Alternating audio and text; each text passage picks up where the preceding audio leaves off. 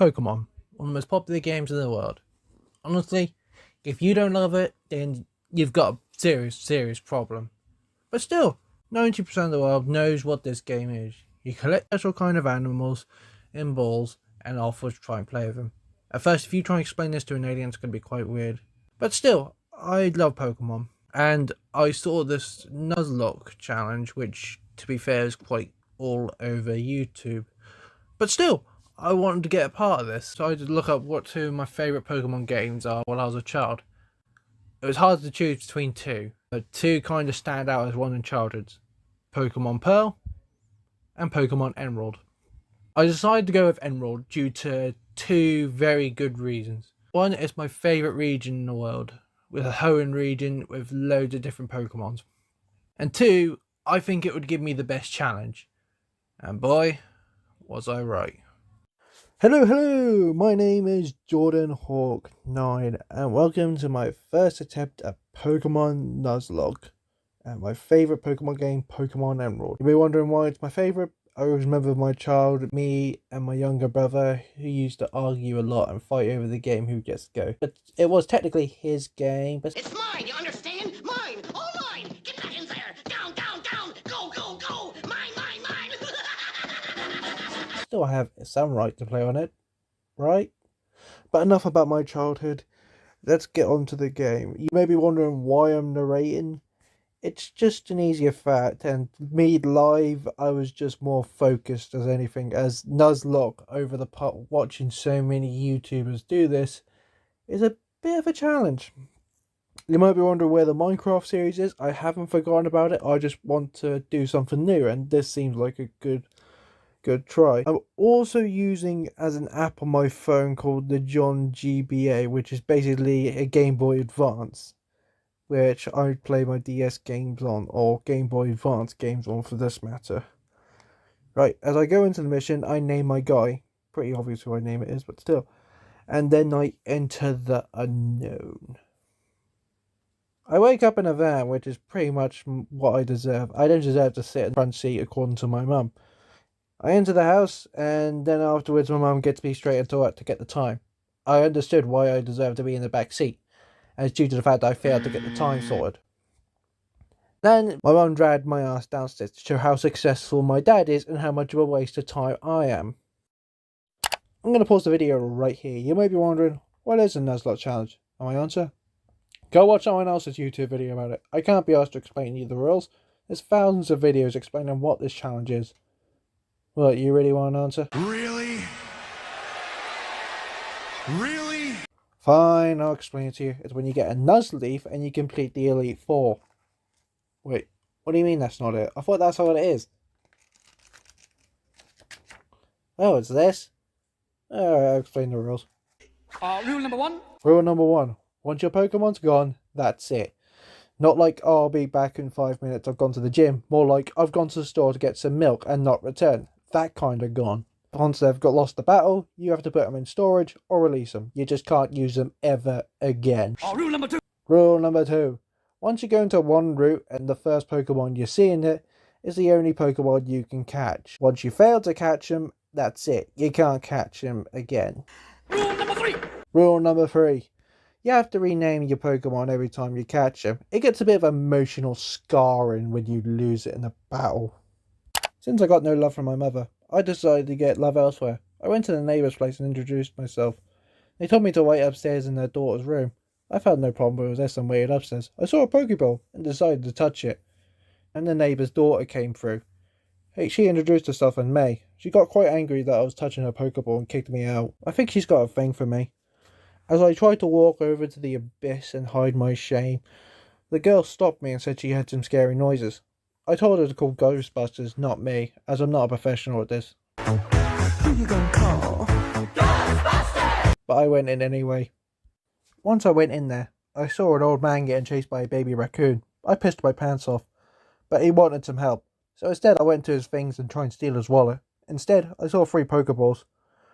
Well, this is the hardest part of the game, choosing your starter Pokemon. The Pokemon that you choose could impact. I went for a Trico.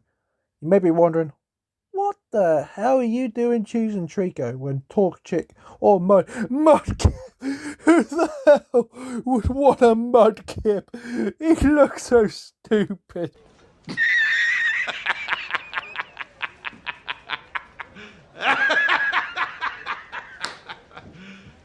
You serious? Oh, the reason why I went for Trico was for many reasons. One, look at him. He's a green gecko. I bet you as a kid you would love to have a gecko. Number two, in the anime, which I watched a lot, they made him look so OP. Look at him with the stick in there. And look, even what he says is so amazing. And number three, and this is the important reason, is that the fact that Sceptile, his older version, knows false swipes. False swipes is really useful trying to catch a Pokemon, as it goes to the 1 HP. This will be helpful trying to catch the Pokeballs and not killing them straight away. After choosing Trico, I managed to win my first battle. I put him down this shitty coloured raccoon. Turns out this guy is actually Professor Birch, May's dad. He wasn't mad that I was urinating my pants over him getting chased by a baby raccoon, but he decided to take me to his lab. He gave me Trico, and I called him Tree King. Is there any reason why I wouldn't call him Tree King? Look at him. He then asked me to go find her daughter. I still had embarrassing thoughts the first encounter we had, but I agreed. Once entering Route 101, I didn't have no Pokeballs, so this Poochyena I can catch. After that, I decided to do some training, making Tree King a level 10. I went to Route 103. I think she was up there. I had my first encounter with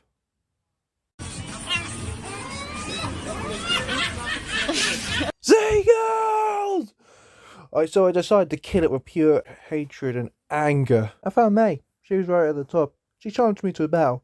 Even though she had the stronger type of Pokemon in Torchic, what she didn't realise that Tree King is now a level 10. Double her level of a Pokemon. So I beat her without a scratch. Giggity, giggity, giggity. Technically, she did use scratch on you. Shut up, you know what I mean. She then wanted me to chase her back home. Yeah, she definitely likes me. I failed to catch May. She then went to her dad's. He rewarded me my good deed with an iPad. No, wait, that's a Pokédex. Thanks a lot. But more importantly, he gave me Pokeballs, and I was off on my journey. But before all that, my mum kicked me out of my house. She gave me my belongings. I only had running shoes. Then my journey then officially began. I went to Route 102 to get my second Pokemon. I went up here because you get a variety of different Pokemon.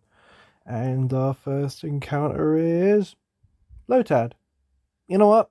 I'll take it. I managed to catch Lotad and name Leon. He'll be really good against the first gym, and as well as that in the anime he's been pretty decent for me. Lotad! After training Leon to be the same level as Tree King, I then began beating up Pelodic children. In Pokemon battles of course. I then went to confront my dad. He laughed at me. I love you too, Dad. And then it was the worst 5 minutes I'll never get back in my life. It was just this guy named Wally trying to teach me how to catch a Pokemon.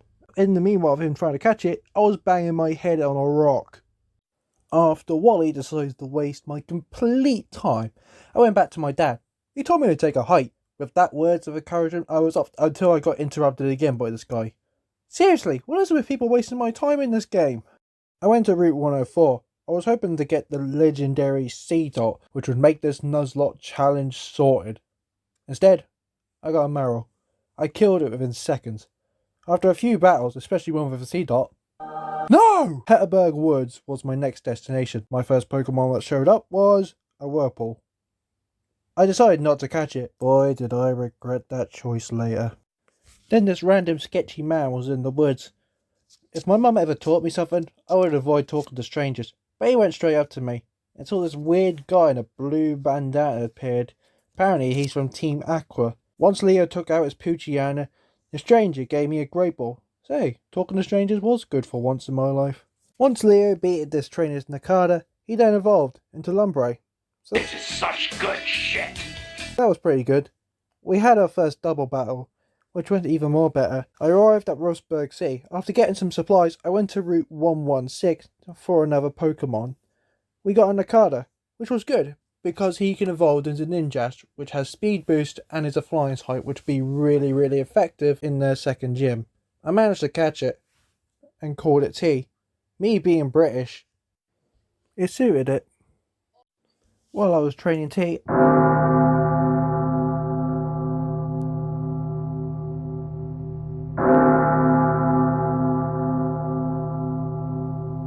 T became the first death in the Nuzlocke challenge. After this death, I took this challenge serious. I know I just recently caught Tia, but imagine if it was Leo or Tree King. I would be heartbroken. And also I realised I need to start catching Pokemon I first encounter. It doesn't matter what type it is. If I were to catch that Wurmple, it would evolve into a Dustock or a Beautyfly, which would have been really helpful. That's why I was hitting myself. Once putting Tia in her grave, I decided to head to the Rust and Ball gym. Now, to say I was confident was a bit of an understatement. Leo, a grass and water type, and Tree King, a grass type Pokemon, are really super effective against rock type Pokemon. And boy oh boy, my confidence paid off. As literally, trainer I faced in the gym, Leo and Tree King were destroying them left, right, and centre. Until I was face to face with the gym leader, Roxanne. Her first Pokemon, a Geodude. Tree King took it out with one shot with an Absorb. Next up, another Geodude. I let Leo take this, and he hit an Absorb. Another one kill. Deja vu all over again. The third, a Nose Pass. I used Tree King for this one. And boy, I decided to go for another Absorb, hoping for 3 one-shots in a row, and my confidence hit me in the arse. Big time. As she hit with a following Rock Tomb, it took out more damage than my Absorb. I began to panic. I used another Absorb. Luckily with Absorb, it would give me some HP back, but she had a trick up her sleeve, an Oral Berry, keeping her health up. I kept using Absorb. Quick Attack and Pound would hardly scratch the surface on Nose Pass. Another Rock Tomb, and my speed dropped. I started to sweat bullets even more. I was more afraid of losing Tree King than anything else, but I got myself into this, and boy, I'll get myself out of this. What didn't help my favours even more, Roxanne was healing her Pokemon every time her Nose Pass was past the halfway point. But her Karma and her douchey potion tricks hit her right in the arse as well, as I got a critical hit with an Absorb. Nose Pass decided to block me. Tree King didn't want to leave this fight, and boy, I wasn't going to take him out for it either. Another Absorb, and down goes Nose Pass. Tree King evolved into a Grovyle, and I managed to win my first gym badge, the Stone Badge. I celebrated by opening a beer in real life, but in the back of my head, I was panicking for what's yet to come.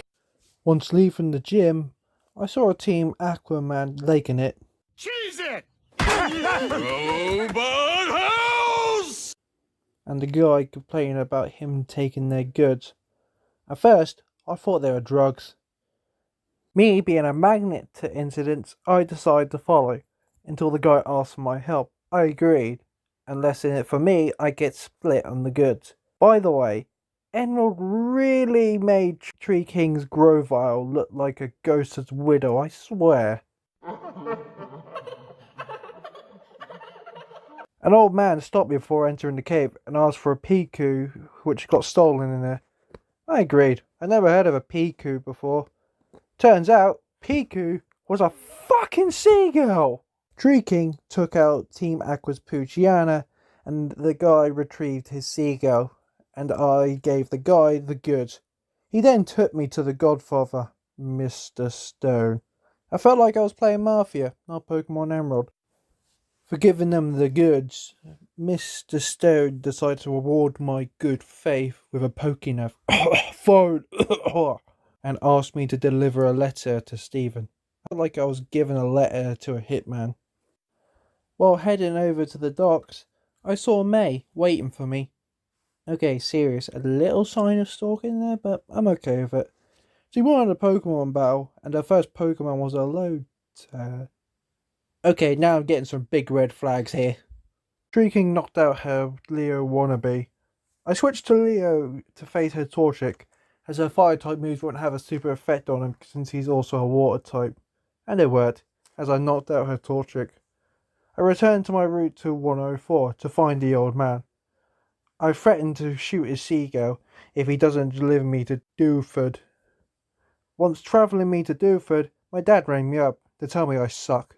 You suck! I love you more, Dad.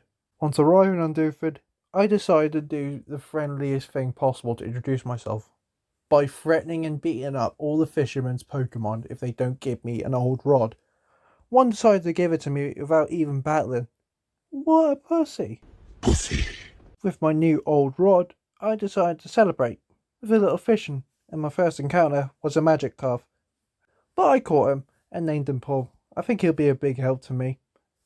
I was really excited to go into Granite Cave as there's different variety of Pokemon I can get. There's a Zubat, which being a flying type Pokemon, which would really help me in the second gym. Also, there's an Aron, which could be really helpful as well, also being a steel and ground. And this final version, Aragon, is an absolute tank. And our first Pokemon in the Granite Cave is a Magahita. You know what? I guess what they always say, fighting with fighting, I guess.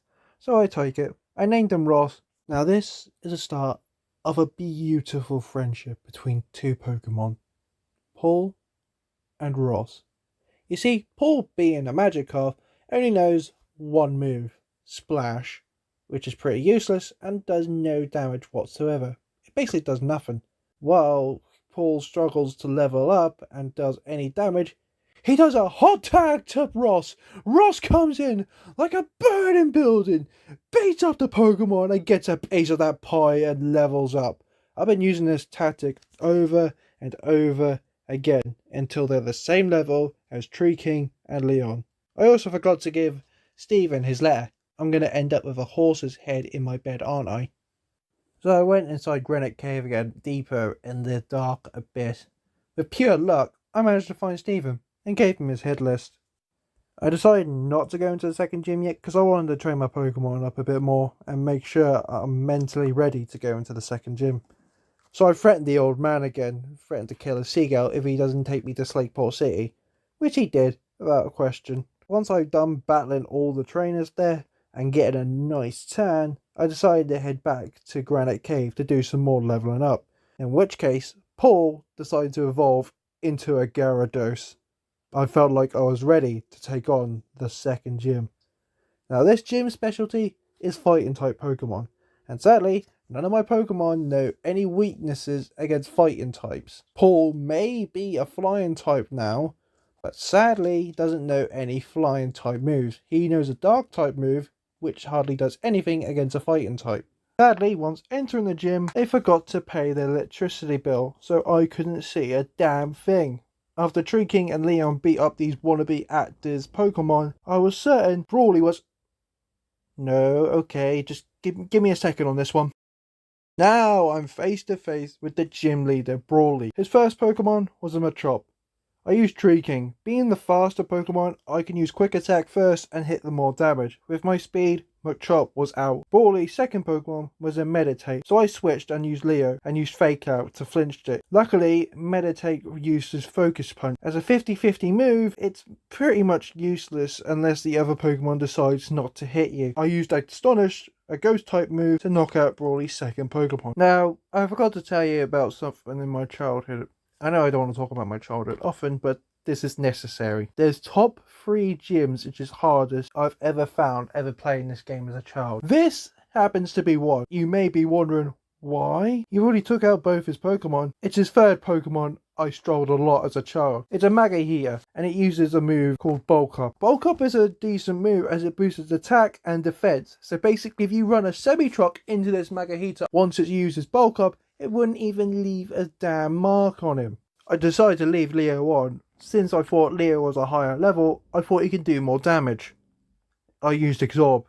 It didn't even move a dirt on Magahita. Magahita used its first Bulk Up. I decided to take a different route. I used Nature Power, which turned to a Swift. More damage than Absorb, yes!